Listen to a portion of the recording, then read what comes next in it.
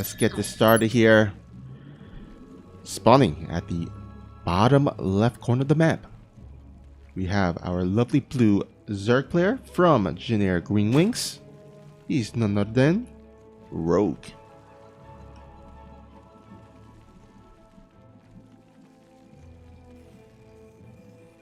And spawning here at the top right, in the red shell, in the red trunks.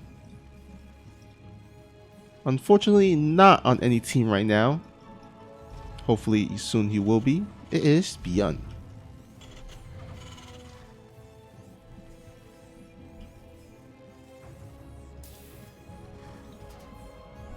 So, funnily enough, the last time I saw Rogue was at the Alpha X King of Battles tournament. About a week ago. Or actually just a couple days ago, we did conclude our Kings of Battles KB International Championship, and I believe during I think I'm gonna say the semifinals, Rogue was playing against TY, and in the last game specifically, when TY was pushing through to just potentially win the game, he was pretty ahead. Rogue, he did something I did not expect. He actually kind of slammed his table in rage, in anger, by how poorly he was playing. And that was a bit surprising for me, I gotta say, because Rogue, usually not the person that would display, you know, a lot of emotions. You would expect that from someone maybe like Pit Drogo, Hydra back in the day, if you remember Hydra in the Wings of Liberty days. But not specifically Rogue. He's not someone that you would usually say has a lot of emotion and displays it on air. So, I mean, during that game, of course, it was another ZvT. He's playing another ZvT here. Hopefully, he plays a bit better to his, you know, expectations.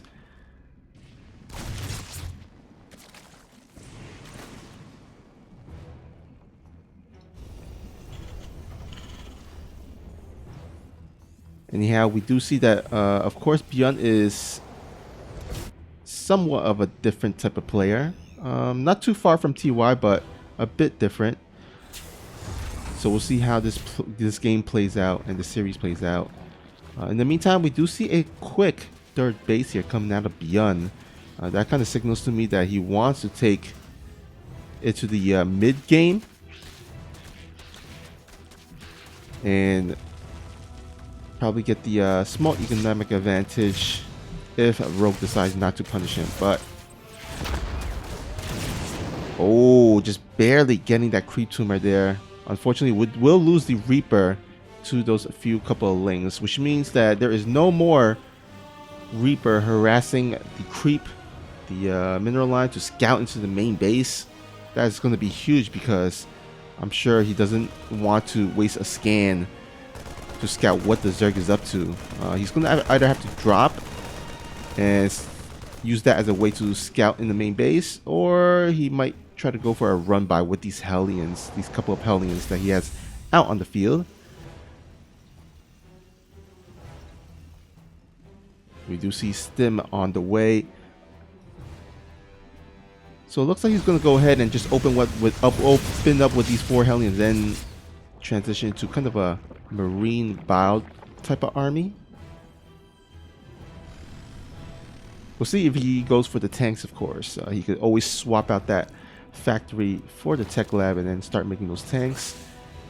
But looks like so far we don't see him going for that switch over. Okay, there we go. Looks like he's finally gonna go ahead and switch over.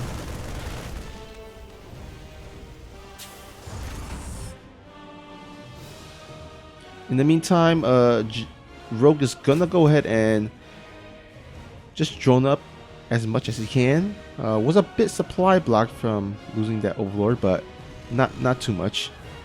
So he should be good, but you can see 10 workers on the production tab. So he is just droning and macroing like a madman, as well as spreading that creep. And of course, without those Hellions across the map, that creep is going to spread pretty much unscathed, uncontested. So I expect that creep to spread pretty quickly as we head into the 6-minute mark. But you can see a lot of Hellions on the field here. Now the armory is on the way, so by the time, if he decides to go commit in for a committed push, and it seems like he is, as he is flying floating away 16 Marines over to join up with the fight. But with the armory done, he should be able to turn that into Hellbats. That should add some firepower. And you know what? Baneling's Nest isn't quite done yet. This is going to be a bit of trouble for Rogue, but some nice wraparound.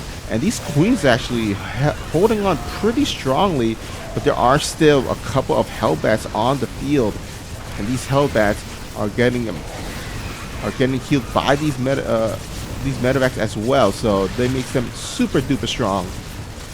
And Rogue gonna have to force some drones off the line, or at least at the very least pull them off the mineral line. And some nice little micro there. You see that he lifted off the weakened Hellbats there. And ByuN making this such an efficient attack. Let's go ahead and take a look here at the units lost tab. As you can see, more minerals lost here for the Zerg player. 50 Lings, 7 Queens for 4 Hellbats and 15 Marines. That is one hell of a trade there for our Terran friend. In the meantime, he is going to go ahead and clear up some creep, while Rogue is going for a nice little counterattack. Although I'm not sure if this is the right move. He needs some units here to defend. Okay, he is going to have to rely on his Banelings to defend his attack while he is trying to get some damage done across the map.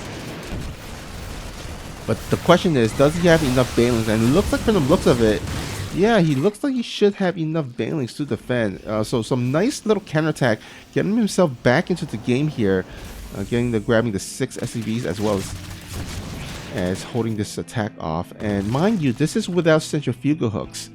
Once that centrifugal hooks kicks in, that should make the defense even more easier. And that's the great thing about Banelings, right? They are so good for trading. It's really up to the Terran player to split like a god in order to kind of mitigate the Baneling splash damage and its effectiveness. But ByuN, he is not letting up on the aggression here. He is going for a secondary wave. This time around, he is facing gonna face up against Baneling speed, so he's gonna have to be careful not to get onto creep and overextend himself, or else he's gonna lose a lot, especially with these mutalisks coming out onto the field, which means that if ByuN decides to retreat at any point in the engagement, those medevacs might get sniped off. Looks like instead he is going to go ahead and split off two medevac groups of Marines to drop. But looks like Rogue is going to have eyes on that.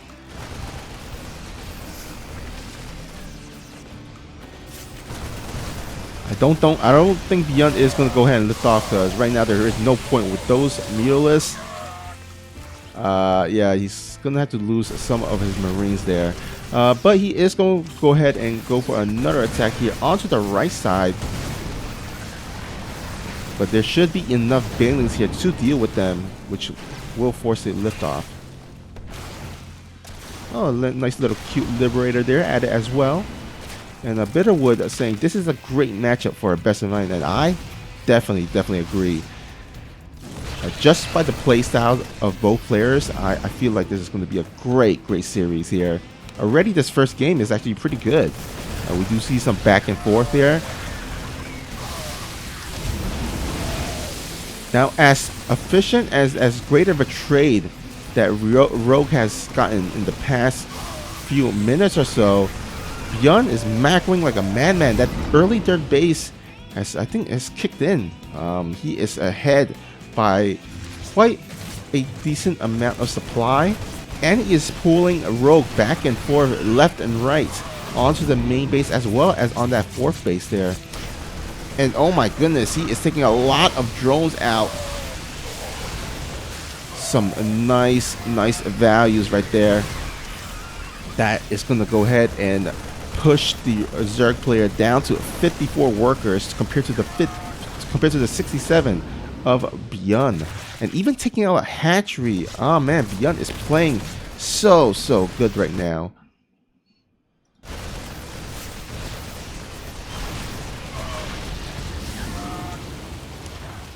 Not gonna find much with that drop, but I think the damage has been done.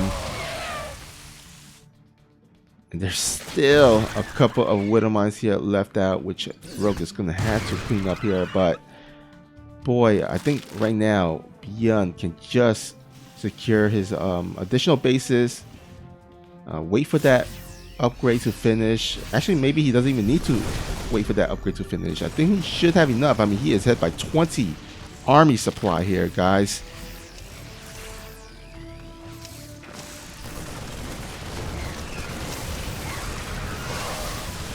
And it looks like ByuN is ready to dive on in.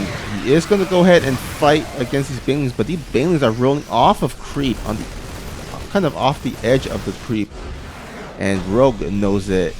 ByuN just has too much, and GG. ByuN goes up 1-0.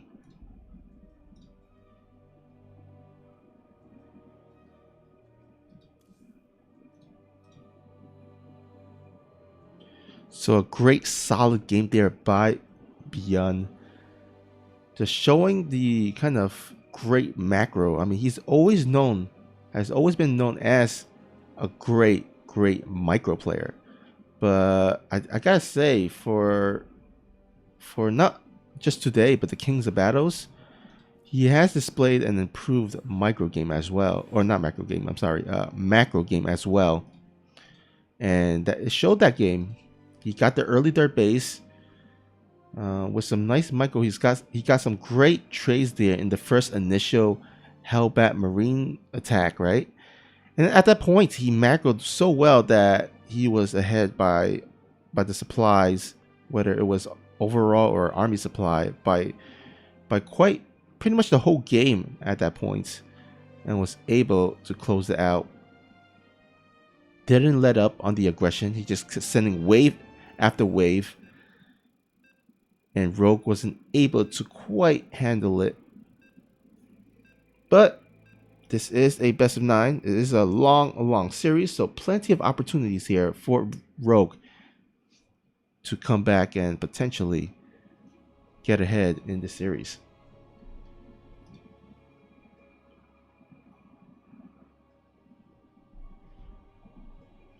All right, looks like second game will be on Submarine LE.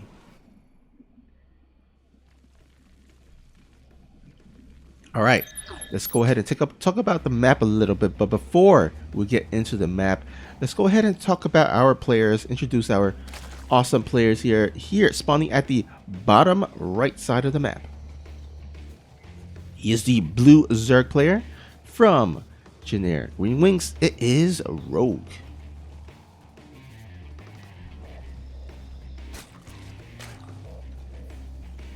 And spawning here at the top left side, he's the red Terran player, currently teamless, hopefully not in the near future, but it is ByuN.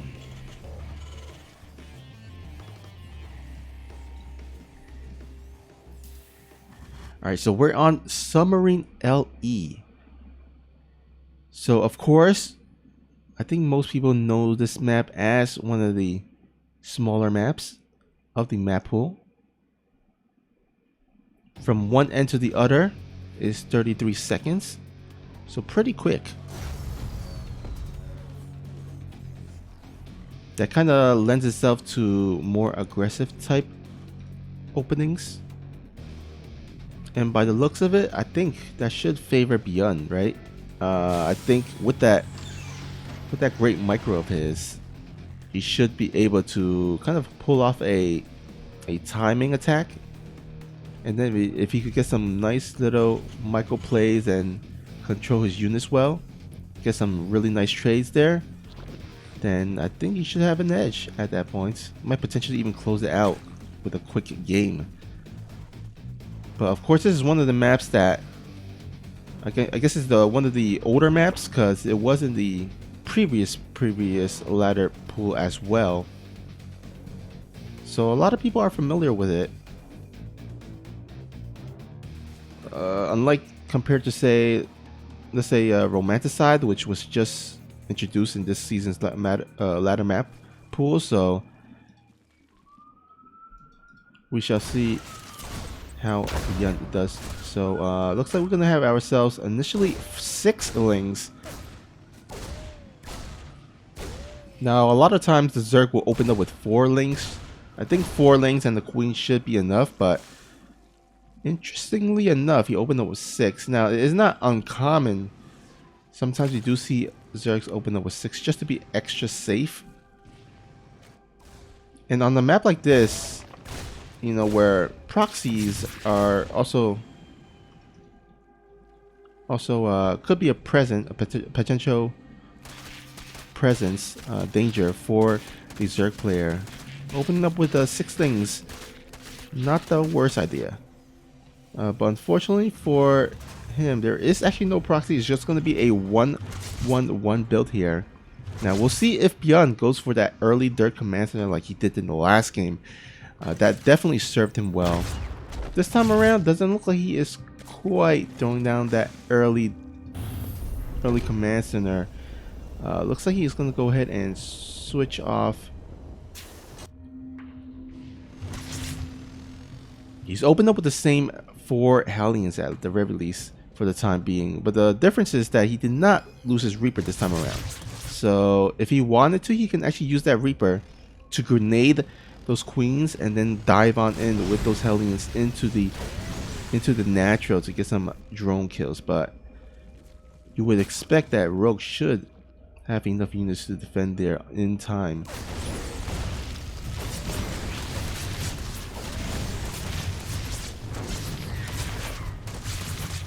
Almost, just slightly, almost getting that surround. Unfortunately, those Hellions will swindle the way out of that situation. But additional Hellions onto the field here, as well as a Liberator. So the idea is that you kind of distract the Zerg with these Hellions, and then get the Liberator to siege up. But with that Overlord, that early Overlord scout, Rogue is already prepared with those queens to get into place to shoot them away. And that Liberator won't be able to get much done, although he might be able to snipe out some of these Overlords. Although with the damage output of these Liberators, it tickles them basically. Not a lot of damage output, so it might take some time, but eventually I think he might be able to take out both of those Overlords. Oh, we do see a Spire coming out of here for Rogue. So, going for that same Mutalisk tech, probably, it seems. Now, last game, it didn't work out quite well for him. But you gotta remember, he did get attacked pretty early on. And that attack did decent amount of damage to put him in the back foot. Wasn't able to get as much units out to defend. This time around, he hasn't really suffered any quite economic damage at all. Let's see here. Yeah, only 1 drone's lost. So very little economic interruptions for against the Zerg player, which means that, as you can see, he is pretty much getting further and further ahead in the income advantage graph. Which also means that he should be able to produce more Mutalisks, more Zerglings out as the game progresses.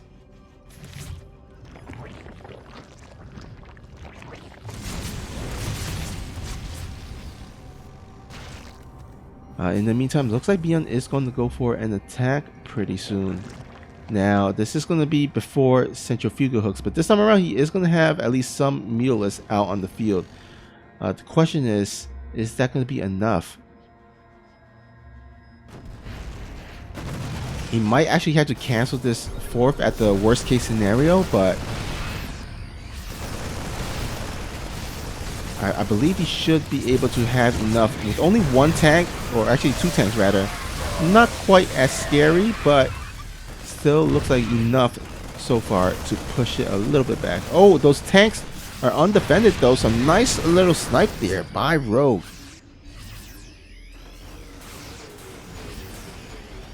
And I think Rogue really wants to go for a kind of a wraparound, but it doesn't look like he has quite enough ground units here. Now, the good thing about mutalists is that they can harass, but what good are they if you force them back at home to defend, right?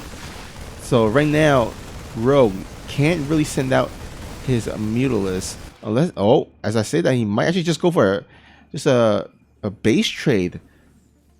This might actually be a pretty decent call here, as there is really not much here to defend that actually forces the Terran back at home. But mind you, he did get that hatchery. Either he canceled it. I don't believe I caught that, but I believe he canceled the hatchery as he went and decided to go for the counterattack. And some nice little damage here and there, getting 5 SCVs.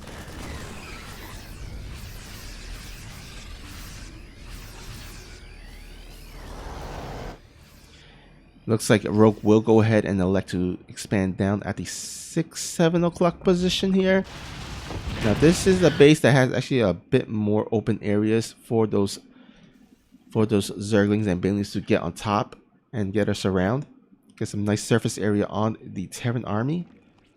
But I mean, right now he is just more paying attention to the fact that he has a good decent amount of mutalists. Let's see how many mutalists that is. That's 20 mutalists out on the field, and it's getting to that point where, you know, the Zerg player is getting the optimal amount of mutalists where he can pretty much probably fight up straight up against those Marines down on the ground,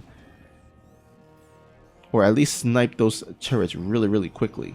But he's gonna have to be careful because ByuN looks like he is starting to add those doors, and those doors with those splash damage so effective here against mutalists.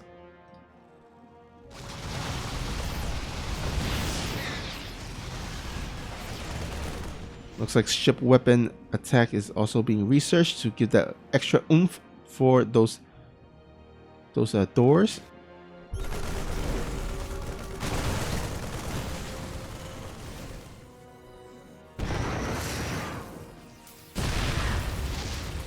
Attempted bailing run by Will. Oh wow, that got actually more than I expected here. I guess just didn't quite have the wall off in time. Wow, that actually did way more damage than expected here. And he might actually get potentially more SCVs with these mutalist block.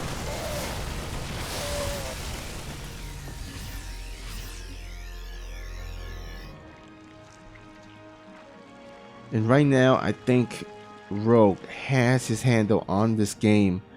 He is ahead by about 25 workers. He's got a lot of mutalists to snipe those medevacs, to snipe those turrets, to snipe and harass the mineral line.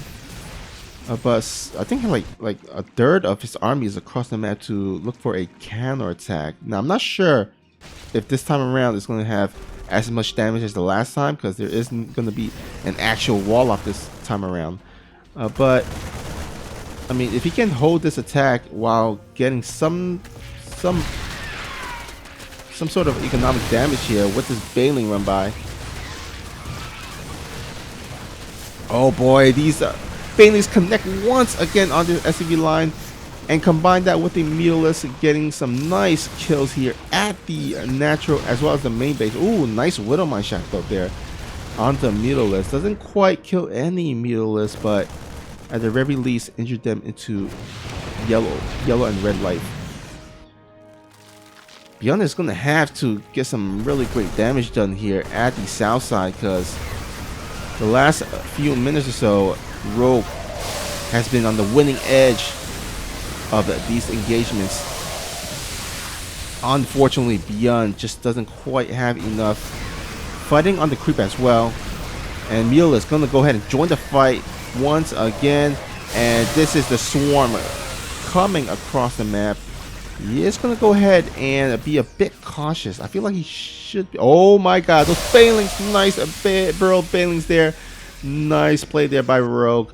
He is feeling so great right now.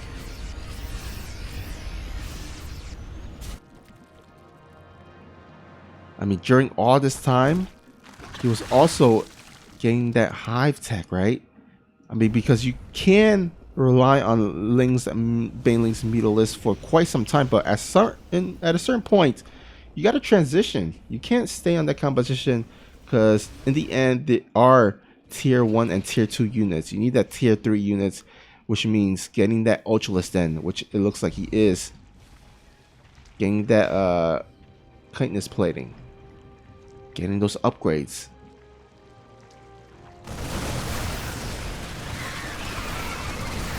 But you know what? I don't even think Ultralisk is needed in this game. It looks like Rogue has more than enough to overwhelm the red Terran here. And GG. Rogue will tie up the series 1-1.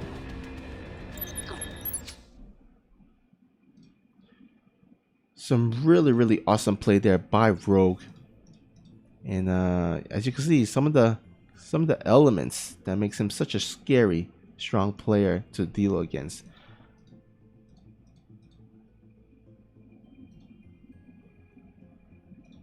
But guys, I do want to go ahead and remind you once again that there is a match arena link for this event. If you want to go ahead and contribute 50 cents for free, just head on over to the match arena page. Enter the coupon code AX184C and help out the players.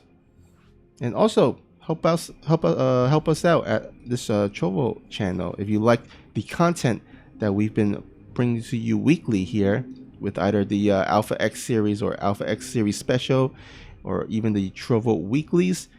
Then make sure to drop us a follow on this channel. Let's build up our follower count, build up our community, so that you can get notified whenever we go live. Enjoy the games that are played on this channel.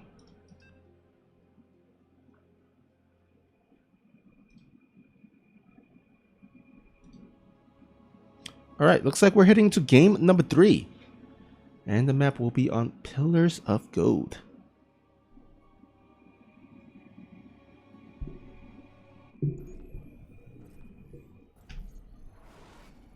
Alright, let's go ahead and update the scoreboard.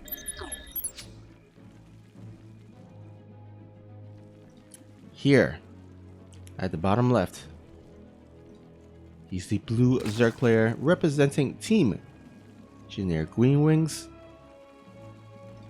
He tied up the score, looking like he wants to go for that score lead of 2-1. Can he do it? It is Rogue.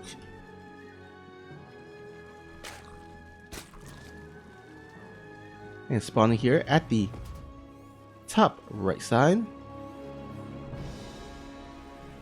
he is your red Terran. He is ByuN.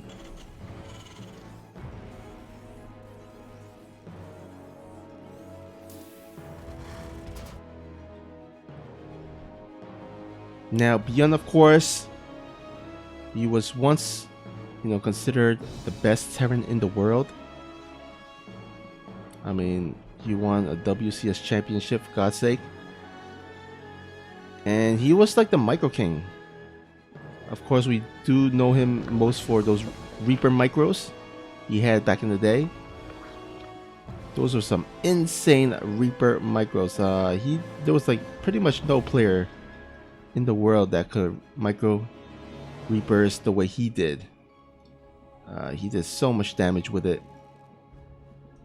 And it propelled him to being one of the best Terrans in the world. Now, he did, of course, I feel like he got some trouble with some wrist injuries of some sort. And that kind of hampered his play a bit towards the end before he actually was called upon to the military. So he went out to the military, and he recently came back in September, I believe. Hasn't quite regained his, his title as one of the top Terrans yet, but I'm sure at the rate he's going, he should be able to at least contend and potentially get back there. I mean, it takes some time though, because I mean, this is a game where you cannot just take off a year or a year and a half and come back and you're like stay at the same level as you did. I mean, players has gotten a lot better. If you look at the skill level in Wings of Liberties or Heart of the Swarm, kind of the skill level cap has really gone up. Players has been playing much more, getting more experience, and I'm not just talking about the top pros. I mean, even in ladder, right?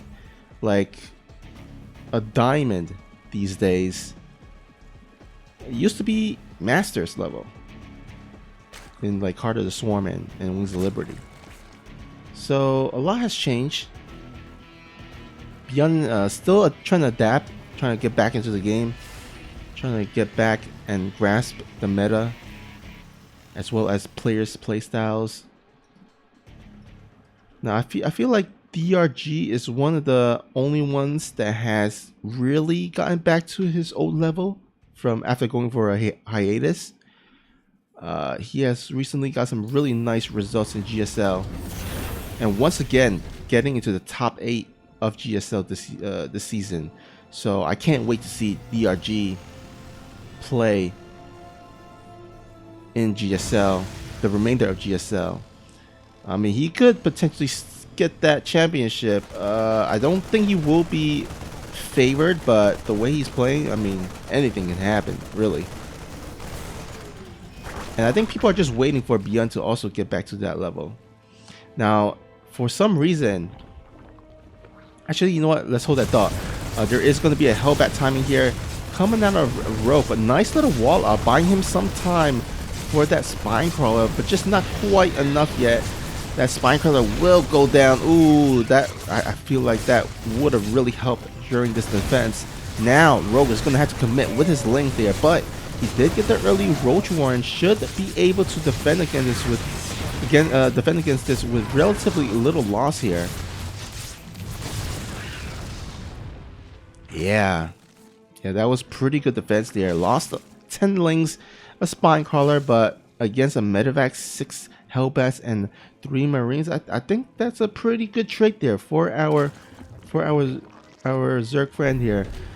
But it's not quite over yet for ByuN. I mean, he still is gonna go ahead and transition to that there. That wasn't like all in. This is one like a super all in Hellbat timing. Yeah, it was semi-committed, but not all in committed, where it's like there's just no coming back. He is quite behind though, don't get me wrong, because right now Rogue is going to be able to practically drone away without any care in the world. He can spread that creep and know that there's not going to be too much to stop it. So I mean, right now Rogue should just macro like there is no tomorrow.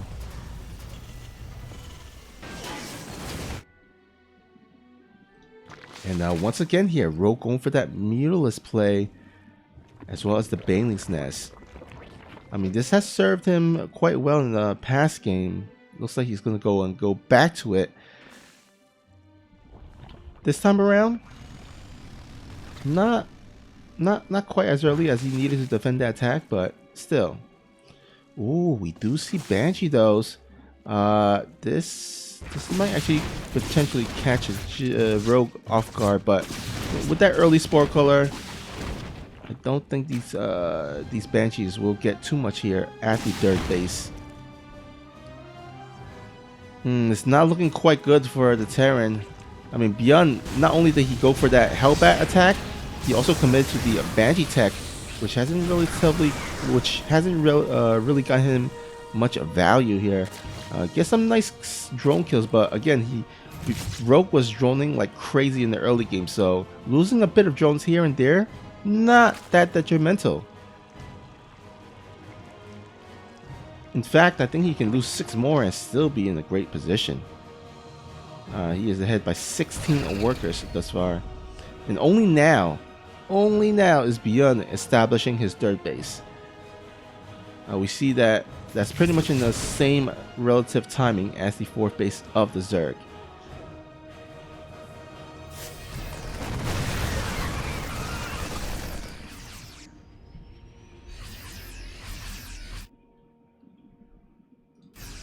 Looks like ByuN is going for another attack here. I'm not sure this is a smart idea.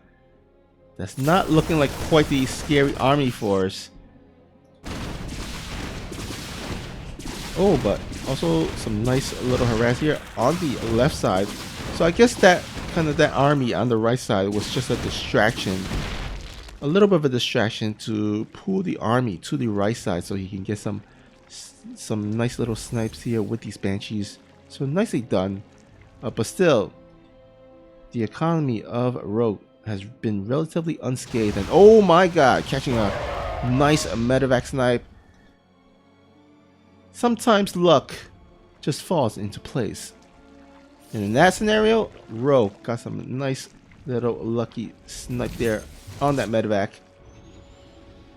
And things are looking a little bit worse and worse as every minute passes by for ByuN.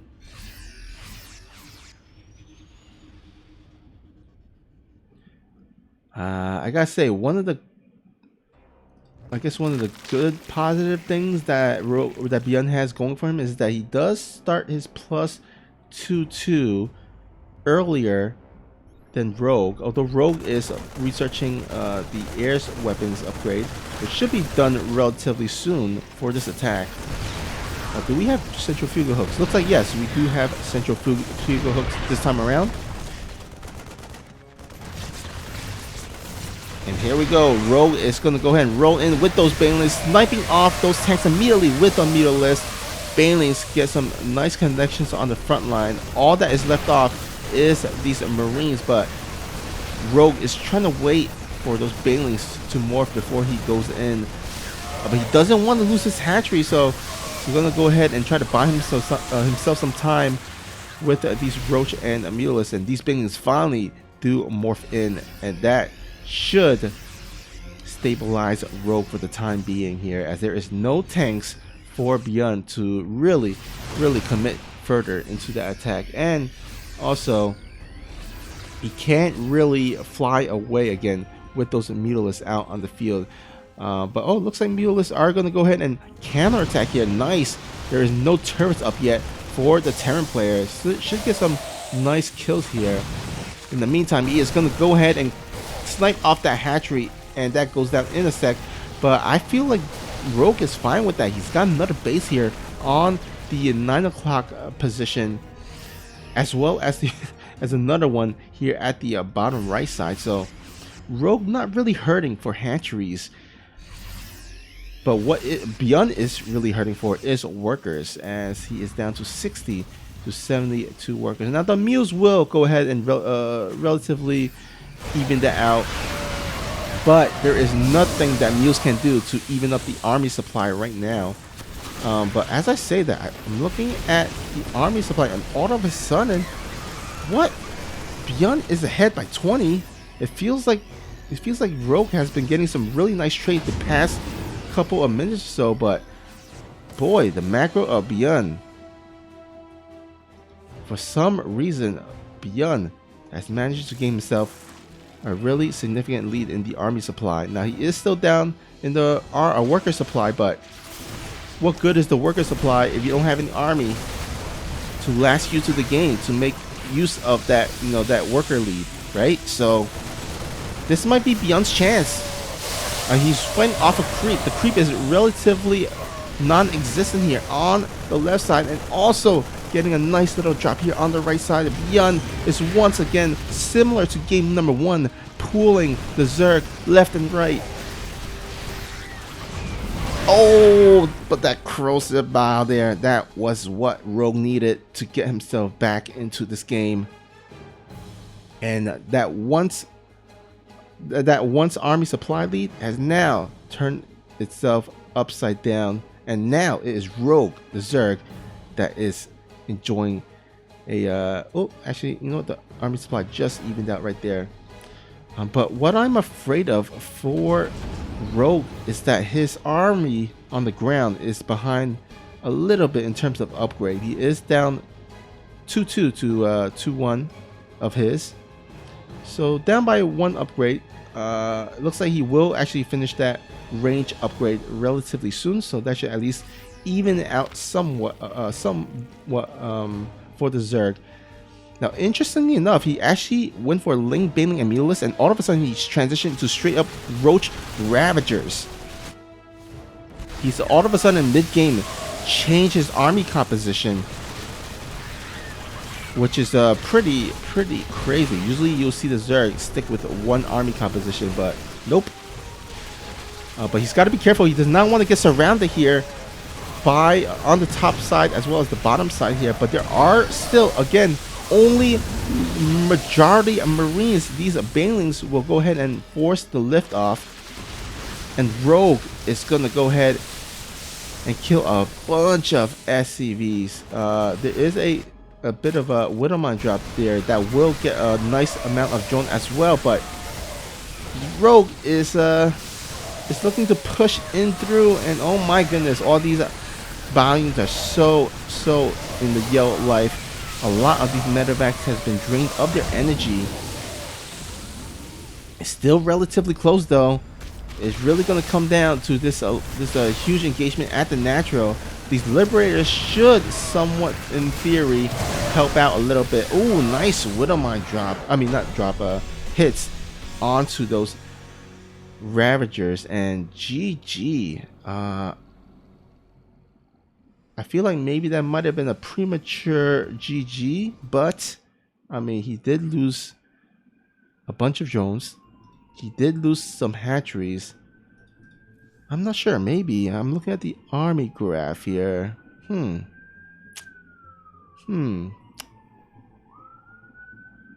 think he could have won. I mean, we're not won, but at least hang on for a little bit. But looks like he did not see it that way. So ByuN, he is gonna take the series lead here, 2-1.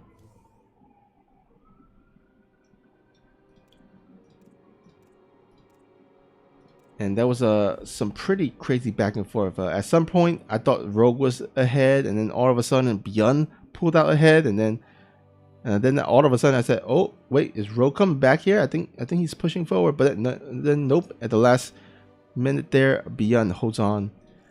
So very back and forth game. But you know what? We're gonna head into game number 4. But before we get into game number 4, I want to go ahead and play a few short messages regarding our sponsors. Without our sponsors, we wouldn't be able to host events such as these. So we're gonna go ahead and take a short moment there to check out our sponsors, and then we'll be right back for game number 4 between ByuN and Rogue. Don't go anywhere, guys. At Carhartt, every day is Labor Day because Carhartt never takes a day off from celebrating hardworking people like you. Since 1889, they've been creating apparel that is tough and durable and will last through even the roughest environments.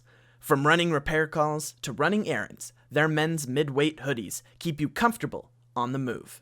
It's made of sweat-wicking fabric that's cut to give your arms a full range of motion. Its full zip layer also fights job site stains, so it can last through several seasons of hard work. They're also built with Force technology to wick sweat and dry fast. The Fast Dry technology wicks away sweat, while the Stain Breaker technology releases stains. Be sure to check out our events page for their sponsor quest or visit them anytime at Carhartt.com. My name is Rushy, and thanks for watching our StarCraft 2 content brought to you by ITaX. Productions like this are made possible by support from our sponsors, like G Fuel. G Fuel is the official drink of esports. It's made with zero sugar and packed with vitamins and antioxidants. Ramp up your energy from 0 to 100 real quick and sharpen your focus so you can keep your eye on the prize. It increases your endurance because, as we all know, gaming is a marathon, not a sprint. And lastly, G Fuel hydrates you so that you only thirst for victory. Head on over to gfuel.com and check out the variety of flavors that G Fuel has to offer, as well as their cool shaker cups, just like this one. Thank you, G Fuel, for supporting ITaX, and thank you for considering checking out our amazing sponsors. Now, let's get back to the action.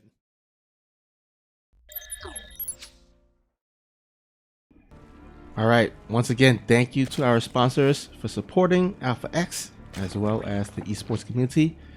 And let's go ahead and get started here. At the bottom right, we have our blue Zerg player from Engineer Green Wings, hailing from Korea. It is Rogue. And spawning here at the top left corner of the map. Hopefully he will find his team soon, relatively soon, as he is really such a great player. He is ByuN.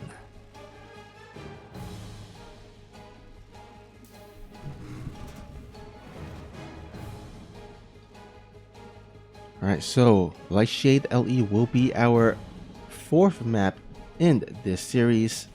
This is a best of 9, so first player to 5 wins will win this event and go home with the bulk load of the prize pool.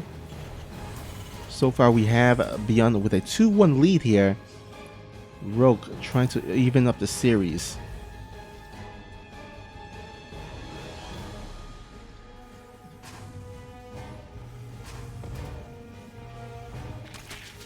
You know, this time around, this game, all of a sudden, am I seeing this right? Yeah, it looks like there hasn't been any Reapers yet.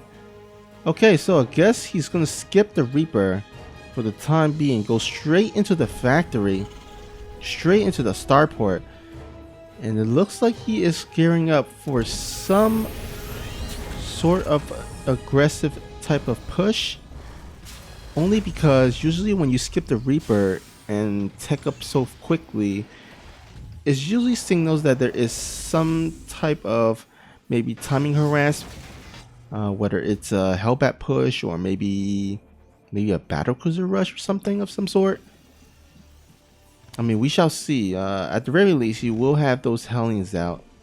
Oh, a medevac. Okay, so we're gonna have ourselves a Hellion drop. And you know what? This is a map that is has some dark areas that you can drop those Hellions on. So not the worst map to do it on. But Rogue is, ByuN has got to be careful because there are a bunch of Lings out coming out for the Zerg player. It looks like he is gearing up for some sort of aggressive attack. And oh man, this is gonna be looking really ugly because there is absolutely no Hellions back at home to defend against this. Oh no, this is gonna be really ugly. He is not retreating those Hellions. He is gonna commit to the natural of Rogue. Oh my god, those Hellions gonna get some nice barbecue drones there.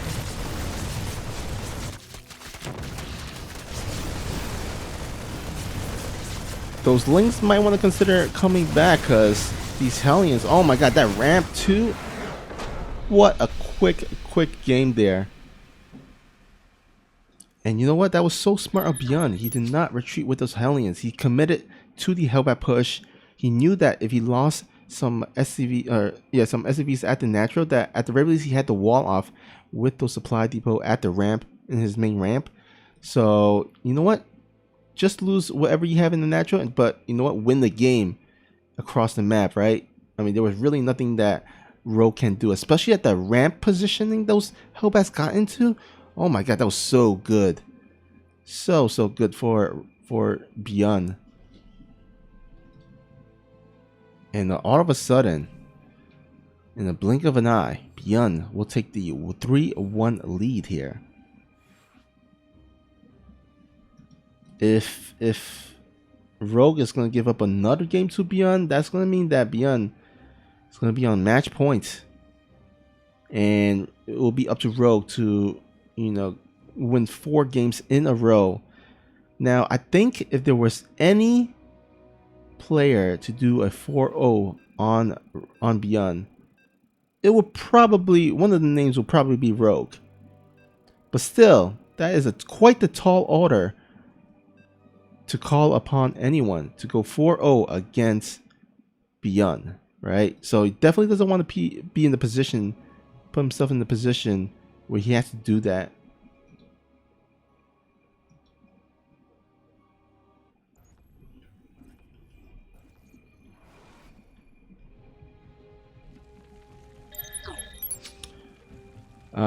I see some people in the chat saying maybe ByuN just not feeling it today. Maybe he is, oh, not ByuN, I'm sorry, Rogue is not feeling it today. Maybe he's sleepy or something. I mean, who knows? I believe it's afternoon time in Korea, or maybe actually it's evening time. I don't think he should be sleepy right now, but certainly not in the early mornings, right? So who knows? Who knows? But anyhow, before we get into it, let's go ahead and introduce our lovely players. Here on the top left corner of the map, he's the Blue Zerg, looking to get his second point on the scoreboard and start making that comeback. Can he do it? He needs your energy, guys. He is Rogue.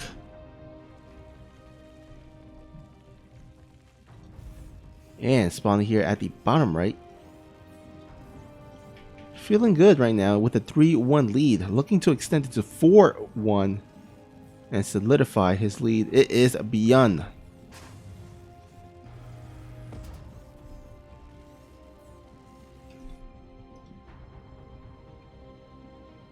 Now, you know what? I think I gotta point this out, but from the Kings of Battles tournaments, as well as somewhat GSL, I've seen a kind of a surge from all these Terran players.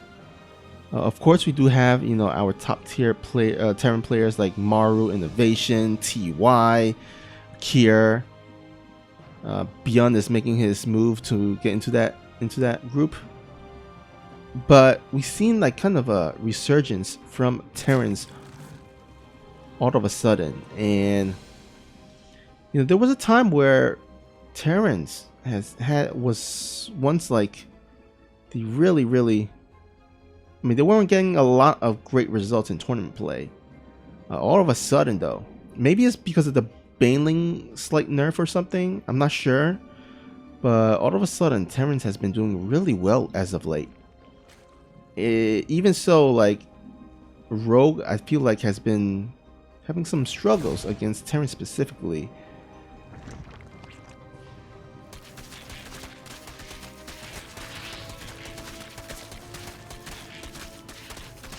Someone asks, is there no VODs here on Trovo? There is actually VODs on Trovo. It's just that the stream needs to finish before the VOD is up. So once the stream is done, you should be able to see the VOD here on Trovo.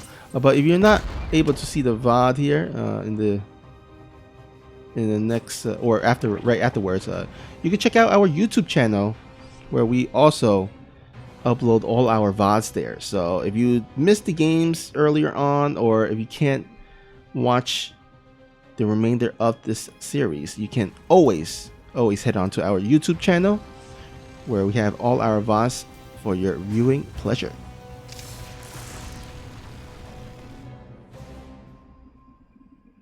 All right, once again, a 1-1-1 play coming out here for our Terran player. This time around, it's going to be a Widowmine drop, interestingly enough. I like this. ByuN changing it somewhat. It's not going to be the Hellion drop like we saw in the... Or not the Hellion drop, he went for the Hellbat push. but it's going to be a Widow Mine drop. Now, you usually see Widow Mine drops against Protosses. And, you know, sometimes in every blue moon, you do see Terrans do this against Zerg players. But look at that. Rogue is already on top of it. That Overlord spread, just so good here for the Zerg player. And I love when Zerg spread those Overlords, get all those divisions. But oh no, he's got distracted by those Widowmine drops. He left an opening here onto the third base. Those Hellions get 8 drones here. Now 8 drones at, like, let's say the 15-minute mark. Not the worst. Not the worst case scenario, right? But before the 5-minute mark, oof, that's some tough pill to swallow there. 8 total drones going down. Now, granted, he did actually do a nice job droning up in the midst of that fight, so he is still relatively good in terms of the worker count. So it's not quite over yet here for our Zerg, but ByuN getting some nice damage done. Got his early 3rd CC up, about to be up and running. And Rogue looks like he is going to go ahead and plot down that Spire. Now the Spire play has been really consistent here for Rogue. It looks like he is really comfortable with his Ling Muleless Baneling play. But we did see that one game where he did, like, make a huge switch, like an all-around switch to Roach Ravagers, which he ended up losing. So I'm not sure if he is going to do the same thing again. Once it's really hard to commit all your resources into one army group and then just, like, make a massive switch. Usually you'll see players, like, commit to an army group and then just, like, add in a little bit different or higher tier units here and there, maybe some extra spell casters, but it's really hard. Like, if you're gonna, for example, if you're gonna go play mech, right, as a Terran, and then make a all of a sudden, like, you get all your upgrades towards that mech, and then all of a sudden just switch it over to bio, it gets really difficult. It gets, the bios, like, doesn't have the right amount of upgrades, doesn't have those combat shield or stim.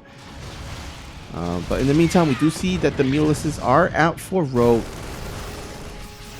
He's gonna go ahead and retreat back here to defend, as he doesn't quite have, like, the optimal amount of lings to defend on the ground.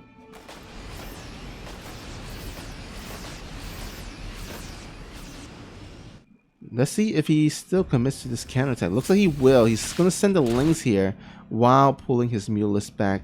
I like this. This is some nice damage here for Rogue. But you know what? ByuN is on top of it. We'll send his reinforcement. He kept some Marines here back at home in order to make sure he doesn't die to a counterattack. As we saw in previous game. Oh no!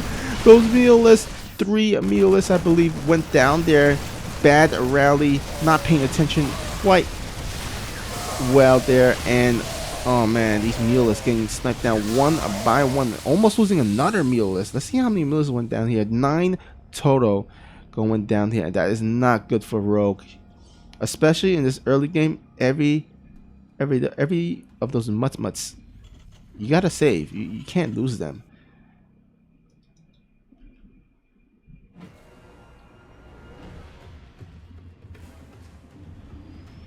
Oh man, look at that. That's not a scary flock right there.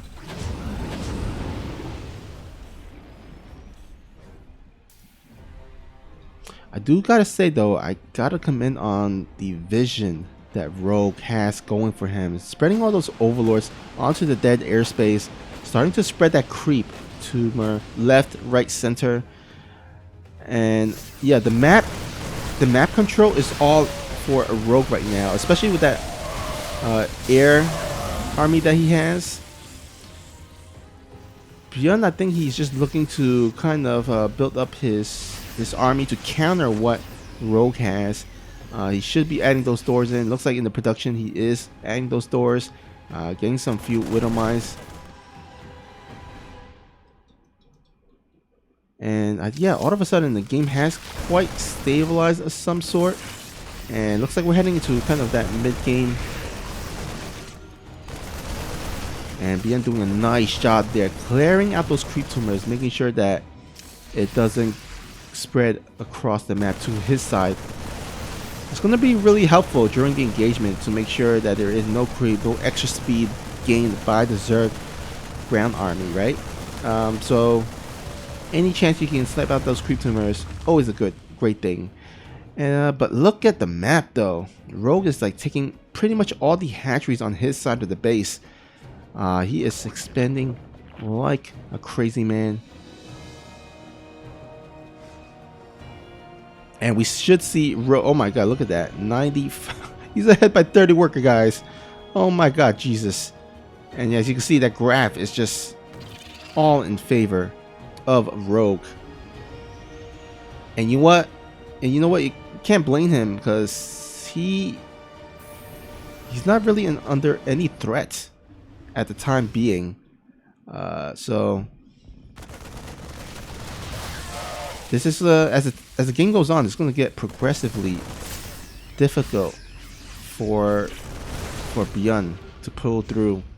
But we have seen him on his in the previous games macro like crazy as well. And also, if he can get some really decent engagements from his his superior micro, then he might be able to turn this game around. But in the meantime, he needs to deal with this attack here at the bottom left side, as well at the top right side. Oh my god, these Baileys get some really nice connections here. ByuN looking to be on a little bit of a back foot. At a glance, that is not a scary looking army. I mean, half his army though is actually here at the bottom side. He needs to group them up. But he is afraid that there is a counterattack, so he's kind of spreading him into two different army controls. I do like the Widow Mines, the Widow Mine plants there, making sure that if there are any Ling Bing run-bys, that he gets a nice little heads up, as well as some nice pot shots. But still, I mean, Rogue is starting to bank up on those minerals and gases. Those he's been on 90 plus workers for quite some time right now. I would like to see him transition into Hive Tech, get that Ultralisk running, maybe even some Brood Lures if he has. I mean, he already has a Spire, right? You can tech into Hive, get that Greater Spire. Although with those Marines and Thor, it's probably better to just go for Ultralisk at this point. He is mixing in some Marauders though, so he needs to be careful when to start making a lot of these Ultralisks, making sure that by the time he hits, the Terran army isn't going to have a lot of Marauders. Now keep in mind that the Terran army is maxed out, so if he wants to add in some Marauders, he's going to need to trade in some of those Marines. But yeah, it looks like Rogue has. I will give the edge, the advantage so far to Rogue. And Rogue just keeping up on these run-bys, getting as much damage as he can. I like it because not only does it has potential damage, but also it frees up some supply for him to get those Ultralisks out.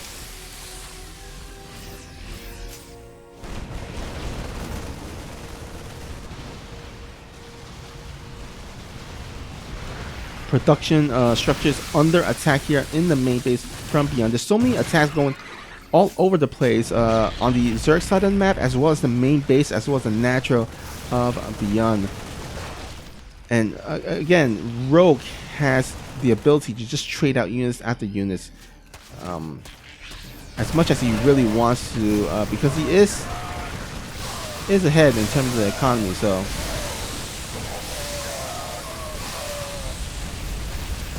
although he's got to be careful not to just like throw away all his army and not overextend, because I mean, once you get to like a crazy amount of Thors, it gets really scary. I mean, Thors, you need like, Vipers or Infestors to counter them. He's gonna have only Ultralisks at the time being, so gotta make sure not to, you could trade inefficiently, but don't trade so inefficiently where he gives some breathing room for ByuN to come back. I mean, Rogue doesn't have quite the gas count that he wants to. Now, a part of that is that he invested in a lot of gas resources into those Ultralisks. But he's got to be careful. If he loses another big battle, you know, with the limited amount of gas that he's banked up, it's gonna limit him to the amount of army that he can, you know, reproduce and remax on. So, but anyhow, nice 360 surround on that army. No medevacs to even you know, lift them into safety, and a nice, great engagement there for the Rogue. And this is gonna give him a heads-on avenue to this base here of ByuN. In the meantime, where is the army of ByuN? Okay, there we go. It looks like he is going to go ahead and walk on over here, but losing 15 workers here. Now mules are good, but they're not that good to overcome a 35 worker supply. So again, Rogue doing what he needs to do, trading out units for those workers. You know, getting himself slowly but surely a checkmate in this game.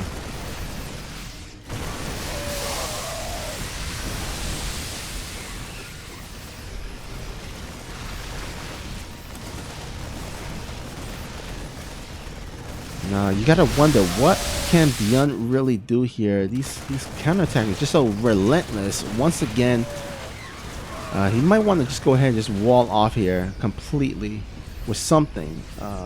Although he is maxed out in supply, so building additional supply depots probably not what he wants to do. Okay, there we go. A sensor tower. There we go. Sensor tower should deal with those constant counterattacks. But you know what? Surely but slowly, ByuN has secured his bases onto the bottom left side. So, I mean, if he can hang on just a tad bit longer, I mean, the realm of possibility that he can maybe potentially bring this back, maybe, but he's still down by quite a significant amount.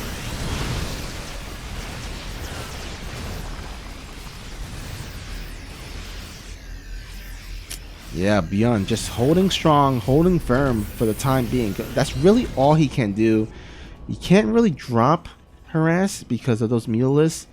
All he can do is build up to a scary Terran ball of an army, and hopefully, fingers crossed, get a really great engagement, a big fight that swings into his favor. Now there are some Liberators mixed into this Terran army to deal with those Ultralisks, but that is a lot of Ultralisks. How many Ultralisks is that? That is a total of 8 Ultralisks onto the field. Rogue is not going to be concerned with that attack on his hatchery. He is going to swing around to the Terran side. Gonna go ahead and get some nice little snipes here at some of these Marauders, but these buildings just hampering these Ultralist pathing. And I gotta say, I like that trade there for ByuN. And all of a sudden, you look at the resources and where has the minerals and gas gone? I'm gonna go ahead and bring up the resources lost tab here. And as you can see, the resources, 89,000 resources lost for Rogue compared to the 26,000 of ByuN. ByuN has really gotten himself some really great value fights. And all of a sudden, there is no Ultralist in this army. But you know what? There are still a lot of Zerglings on the ground. These Zergs got some crackling upgrades, and that's all you needed. Rogue will secure his second win here. There was just too much economic advantage gained by Rogue in the mid game that allowed him to survive to the end. But I mean, it's got a little bit scary at the end. You know, his bank ran out. You know, he didn't have that much gas to replenish that much Ultralisks, but he had just enough Zerglings to secure the win there. And you know what? He keeps his hopes alive, as he is not going to go down 4-1. Instead, or not 4-1, 3, yeah, 4-1. Instead, it's going to be 3-2 instead. So, you know, he's climbing back there. Just one more game, and he should be able to tie up the series.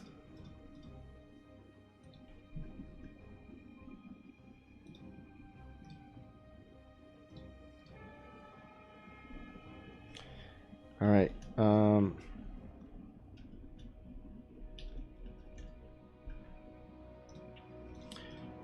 Okay, let's go ahead into game number 6 here. We'll be on Oxide LE.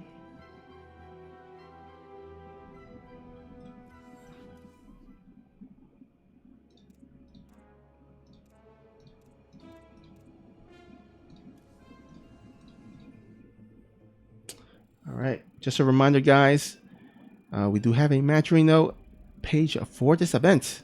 Head on over there as this countdown is beginning. Quickly enter the coupon code AX184C, and it'll add in 50 cents for free to the prize. Well, actually, let's go ahead and bring up the page here.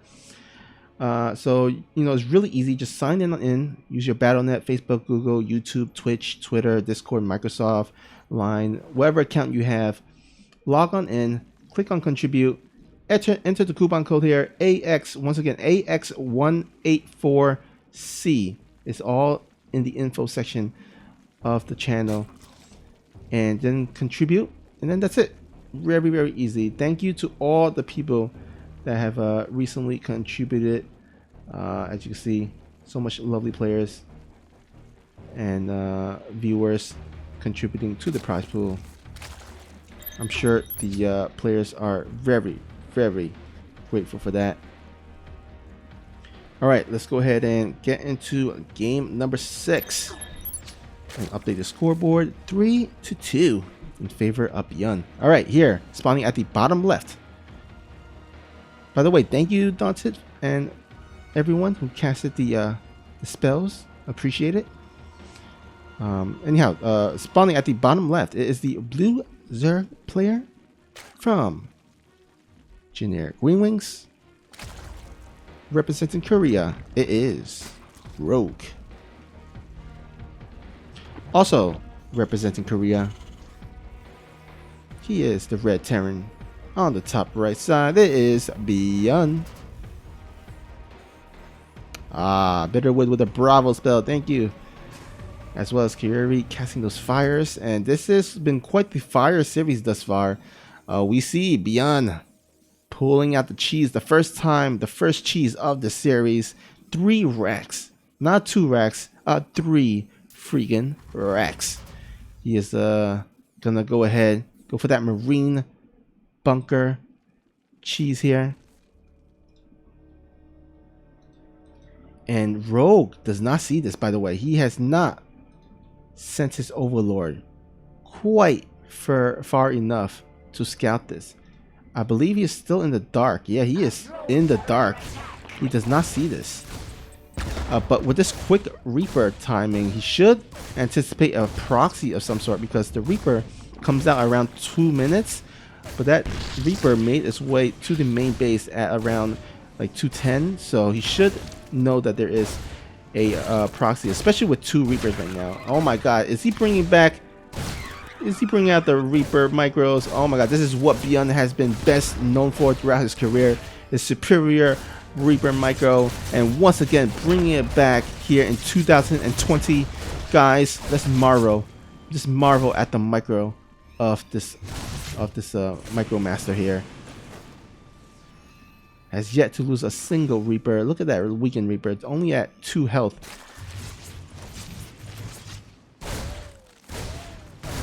But the way the game has changed, people are so good at defending these types of things. But can ByuN change that? Can ByuN make a Reapers cool again?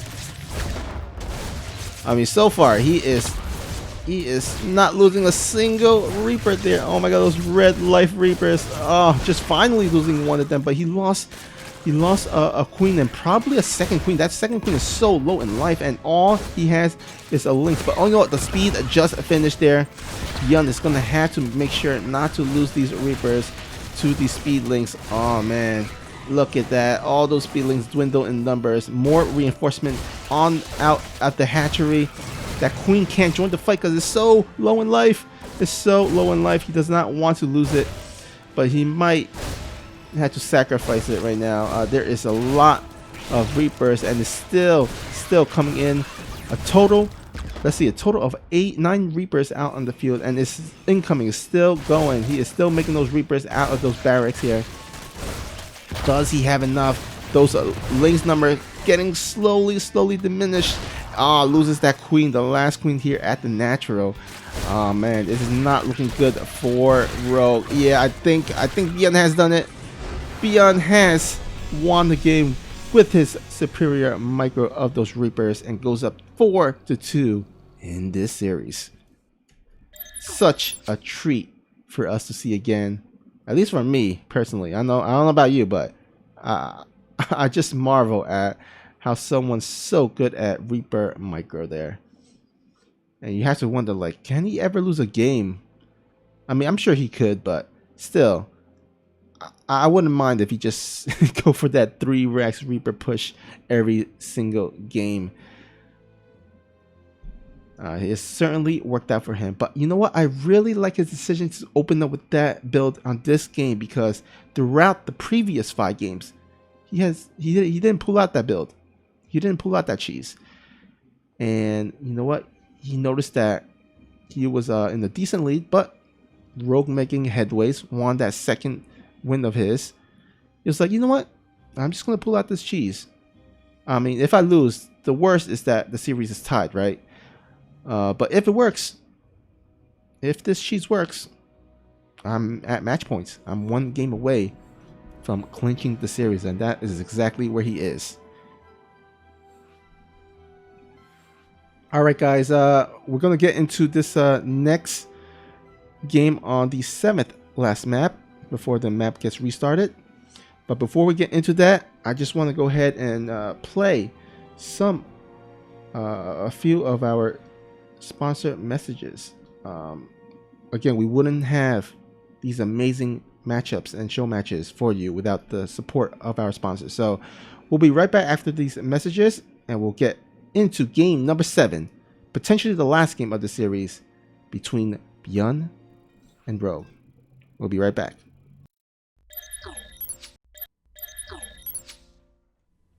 Hey guys, we'd like to take a moment to thank one of our amazing sponsors in Strive. Strive beef biltong contains no added sugars, nitrates or artificial preservatives. It's like jerky without the junk. Their beef snacks are natural, high in protein and keto friendly. They offer unique flavors like spicy peri peri, zesty garlic and hatch green chili to satisfy your taste buds. Not only are they sponsoring this tournament with Quest, they are offering a limited discount code for a short period of time also. So use that code GAMER15 at checkout for 15% off your order. Also check out our Matcherino event for more information, or go to strive.com to learn more about their products offered in slabs, slices and sticks for your snacking needs. Thank you, Strive, for supporting our esports tournament and your award-winning biltong recipes. Ladies and gentlemen, let me take a moment here to talk to you about our sponsor, Carhartt. Carhartt makes workwear for the everyday working people. They are cut to give you a full range of motion and flexibility, as you can see. Not only do they have stain breaker technology to release stains, but they also have force technology to wick away any sweat and dry fast. The durability of these heavy-duty clothes are a staple of the Carhartt brand, so you know they can last through the toughest of environments. Be sure to check out our Matcherino events page for their sponsor quest, or visit them anytime at carhartt.com. Now back to the games. All right, welcome back, guys. We're about to head into game number 7 here. Potentially the last game of the series. We'll see if we'll see if Rogue has something to say about that. But let's go ahead and introduce our players, our amazing players. Here at the bottom right, we have the blue Zerg player from Generic Green Wings. It is Rogue. And spawning here at the top left, he is the red Terran player. Has been looking pretty solid, looking to close out the series. Can he do it? It is ByuN.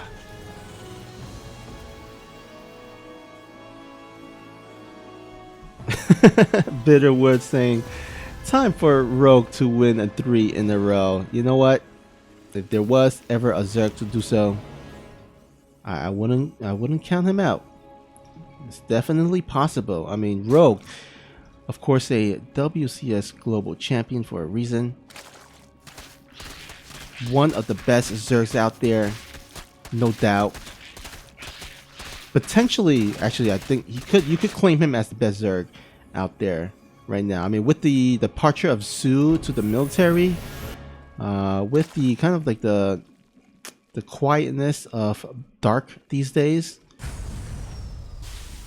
I think you can make a good case that Rogue is the best Zerg player. I'm trying to think of, oh, well, there's, at least in Korea, I'm saying, but there is of course Sero and Rainer, of course, from EU. But just in terms of Korea, I think there's a good case to make that Rogue is the best Zerg player. Although, you know, DRG has been making inroads, has been getting some nice little results there in Code S. So we'll see if DRG makes a good run at GSL, maybe even potentially win it. Wouldn't it be crazy if DRG won GSL Code S? How insane that would be. The last time DRG won something, I don't even remember. But anyhow, Rogue, he's gonna have to do something, because right now he does not want to go down to ByuN. Once again, going for that 1-1-1 opening here with those initial 4 Hellions. Now, interestingly, we have not seen any battle cruiser plays openings.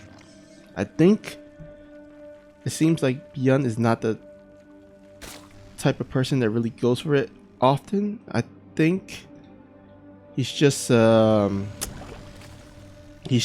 comfortable in opening up with the same Hellion. You know, Hellion has more micro potential than a battle cruiser, right? Battle cruiser, you teleport, you just like fly around, and then you just not a lot for him to micro. I think ByuN just favors things that he can micro more. He has more control over.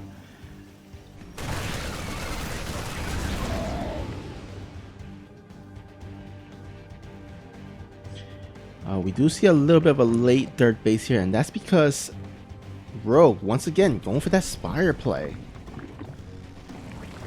Hasn't quite worked for him as well, but looks like he is stubborn on trying to make sure that Mulus play does succeed.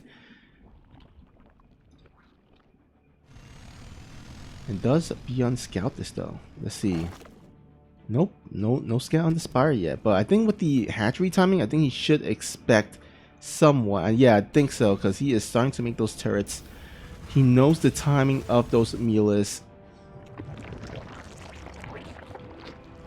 And that's one of the things that, you know, you need to know as a pro, like the timing of things, like, you know, the timing of when a Reaper makes its way across the map. I gotta make sure I have some Lings or a Queen out in time. What's the timing of a 2-base Mulus play? What's the timing of a battle cruiser? So I make sure I have enough Spore Crawlers in time, some Queens as well. You know, things like that. Those small details, those timing details that makes a pro that good. You know, so.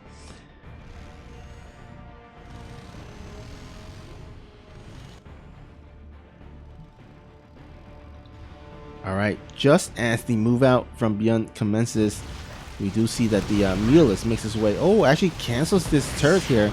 Nice little catch. But he's going to have to be careful, because there is a attack knocking on his front door. He only has majority of Mulus. He does have a nice spine crawler in place, so. But he did force the cancel off of that hatchery, the 4th hatchery. Ooh, gotta be careful. Remember the last time he lost a lot of Mutalisk. It's not good. It was not pretty.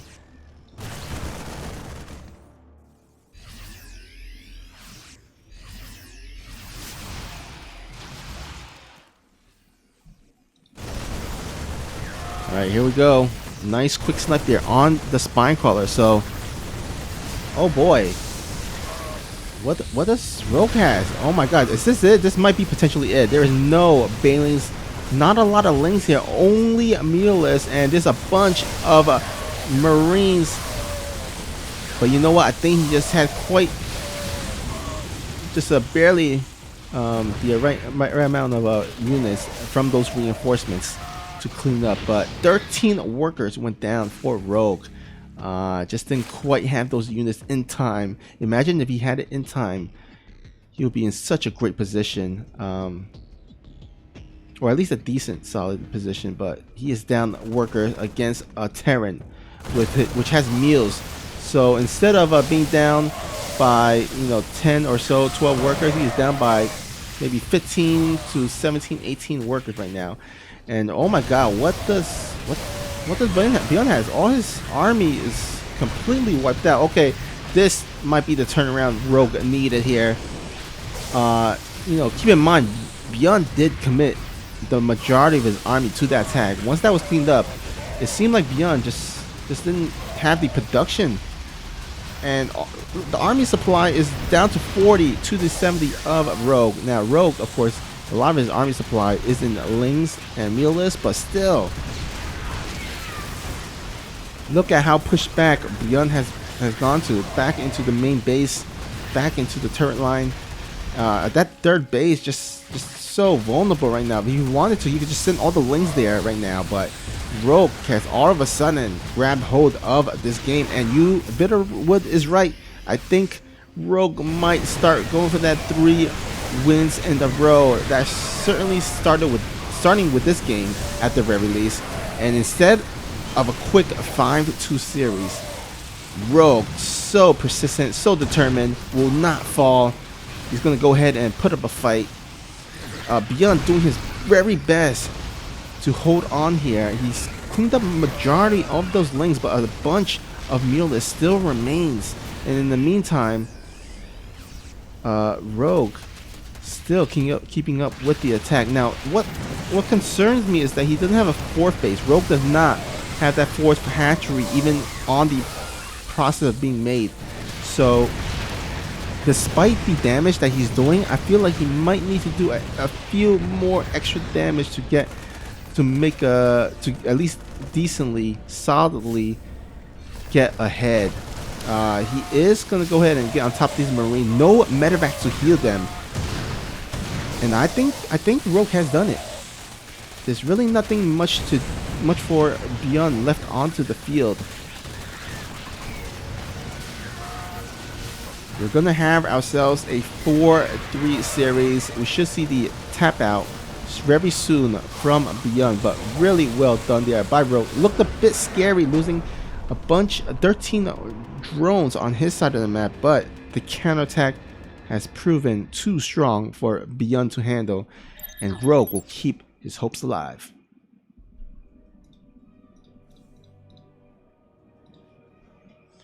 Oof. We're now going to have a map reset, guys. We're entering our 8th game, which means that all 7 maps has been played.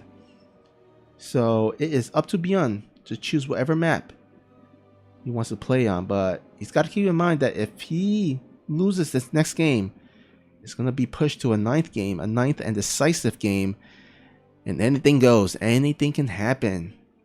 So we'll see if ByuN does close out the series in this upcoming 8th game. But well done by both players. They've been putting up a great fight, a great series thus far.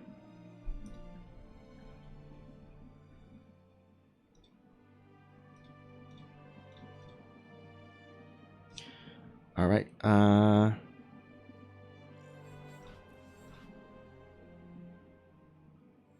Let's see here. What is the next map we're going to be playing on? Oh, looks like ByuN has chosen Submarine. Not a bad choice. I actually like that choice. I mean, we've seen ByuN go for that Hellbat timing push, right? I think that could actually work in his favor on this map. You can fly over the Hellbats pretty quickly, or the Marines at the very least. I wouldn't be surprised if he pulled out that build. But maybe he pulls out a proxy Reaper play, but I don't think on this map he will, because the map is so small that if it fails, then the counterattack will arrive at his base relatively quickly. So I'm not sure if that's the smartest play to go for a 3 racks proxy here, but we shall see. We shall see. All right, let's get into game number 8 on Submarine LE. Here, spawning at the top left corner of the map. He's the blue Zerg player, representing the team of Engineer Greenwings. It is Rogue. And spawning here at the bottom right, we have the red Terran player, hailing from Korea, looking to win this series. It is ByuN.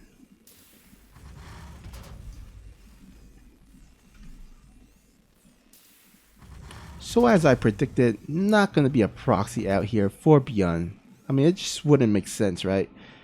I think he should be pulling out that same 1-1-1 build once again. I feel like that is pretty much what all Terrans do these nowadays. That 2-1-1 build, that, you know, with the two medevacs, 18 Marine push, that, or timing attack, that was once such in the meta, has really died down. I feel like they're like, it kind of replicates the decline of physical media these days, because, you know, back in the day when everyone would buy those Blu-ray players, those DVDs to watch movies, but, you know, over the past couple of years now, the sales of Blu-rays, I mean, I don't think, no companies are making Blu-rays anymore. Blu-ray players, physical media purchases has been declining exponentially, and I feel like that's the same thing as the frequency of that, you know, 2-1-1 build. It was so used back in the day, but it has really declined in the amount of usage. Not a lot of Terran players go for that. I mean, we see it in every blue moon. I mean, you know, just like vinyl players, we see them from time to time, but we don't see them in droves. We don't see them in numbers. And Terran players has really, you know, kind of dwelled away from that type of build. Now, of course, they go for, you know, either Hellbat timings, go for maybe Banshee, or just a regular opening into a dirt base. But here we go. First Reaper will, actually gets a drone there. A little bit of a miss, Michael, there by Rogue. Was not able to turn that drone into a spore color or an assimilator in time to save that drone. So a little bit of a loss there. Now, not game changing, of course. It's only one drone at the end of the day.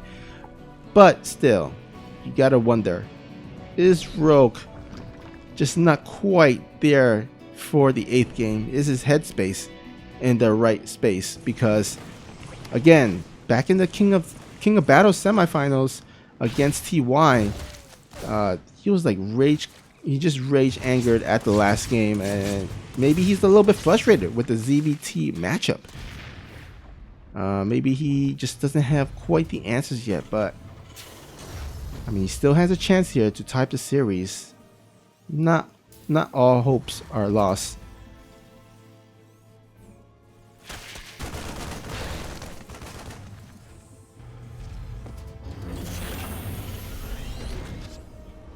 Meanwhile, we see a little bit of a change up here by Rogue, going for the Roach Warren here instead of the Spire. Now, we've seen him go for Spire for the past number of games, but this time around he's going to make a Roach Warren Okay, okay. Looks like ByuN is going for that 2-1-1 build. So it looks like he scouted that. So all you really need is roaches to defend against this, right? Because it's only Marines. Marines don't really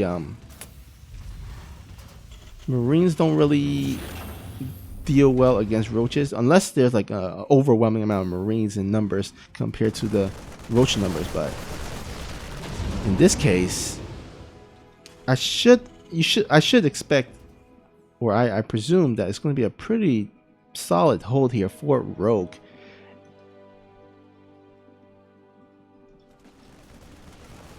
Sushi in the chat saying, don't think I've seen ByuN win a TVZ lately.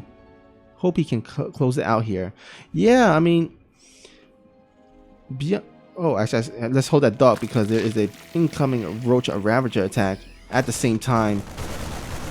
Now, this dirt base is pretty much a fake. He's not really trying to mine from it. He is actually committing to a all.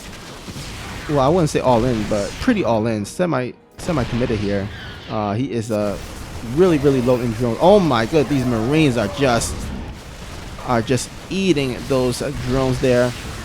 12 going down, but on the same side, on the Terran side of the map, 13 SCVs going down as well. So I mean, he's Rogue has held off that attack. He's making his lings, sending his lings across the map. I mean, Rogue might be able to push it to a 9th and decisive game here. There's 2 tanks though on the high ground. There's no Overlord or Overseer here to give him some vision. Okay, the lings will finally give him. Oh my god, those tanks are so clumped up. Those corrosive bios, lands on those money spots, and oh man, I think Rogue has done it. Rogue has pushed this, possibly. I mean, it's still close. It's still close. The overall supply is still pretty even here. Oh no, maybe not. Maybe not. Maybe maybe ByuN does hold. Oh my goodness. For a second there, I thought Rogue had it,